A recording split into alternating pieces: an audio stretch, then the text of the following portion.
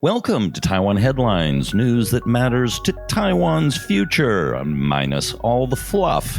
I'm Donovan Smith. The AstraZeneca vaccine has completed locally required tests and is expected to start being administered next Monday, initially to healthcare workers and staff. Meanwhile, Taiwan on Thursday confirmed 6 new imported cases of COVID-19, bringing the total number of cases in Taiwan to 1,004. The government is planning a 160 billion NT, or nearly $6 billion US dollar infrastructure program that will increase the country's annual water collection and conservation by 1 billion cubic meters by 2031. That equals 3 months of current supply.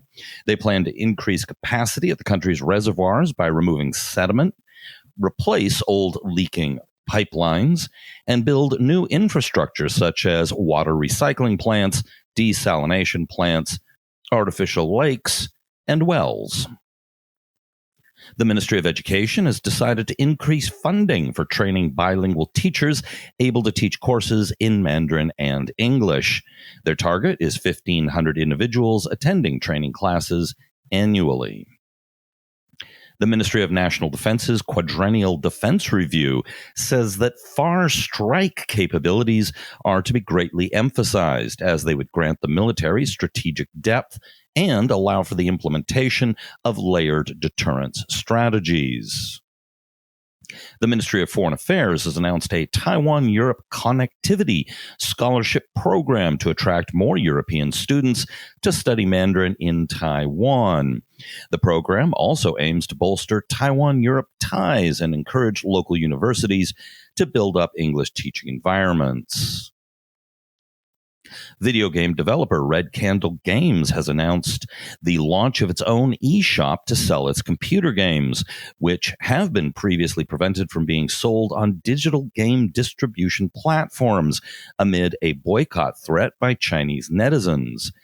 Players discovered a Taoist talisman decorating a wall in one game containing the words Xi Jinping, Winnie the Pooh, prompting distribution platforms to bow to Chinese pressure and drop their games. In case you're unaware of that, Xi Jinping, Winnie the Pooh is not usually on a Taoist talisman. All satellites launched by Taiwan are registered at the UN as being owned by Taiwan, Province of China, meaning that Chinese bullying has gone off-planet.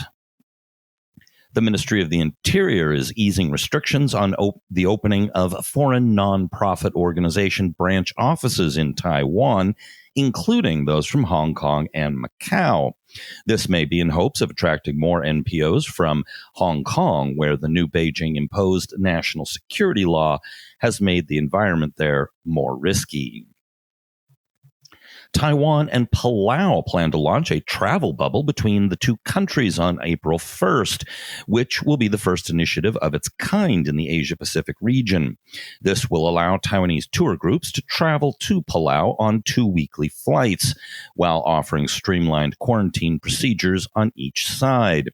Palau's president plans to visit Taiwan to kick off the program.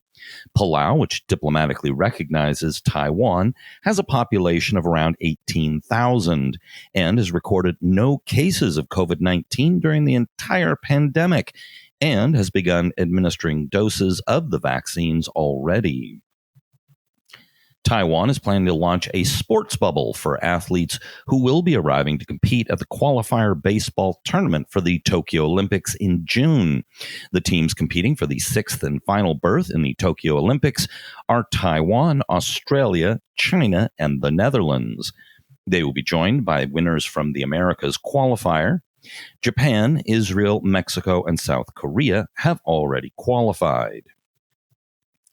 At talks in Tokyo between Secretary of State Antony Blinken and Defense Secretary Lloyd Austin from the U.S. side, and Foreign Minister Toshimitsu Motegi and Defense Minister Nobuyo Kishi on the Japanese side, they issued a joint statement, which included the line, "The ministers underscored the importance of peace and stability in the Taiwan Strait."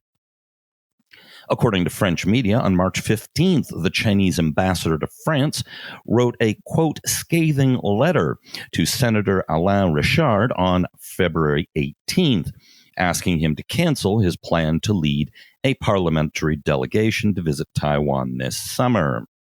The French government essentially told them to stuff it. All right, that's it for today's program. Be sure to like us on the usual social media platforms. And if you can, we could definitely use your support as a patron on Patreon. And we are on patreon.com/Taiwan Report.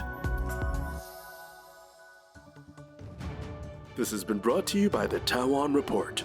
For more content like this, become our patron at report.tw. 哎呦，就是那个台湾狗啦，最喜欢我的台湾狗了。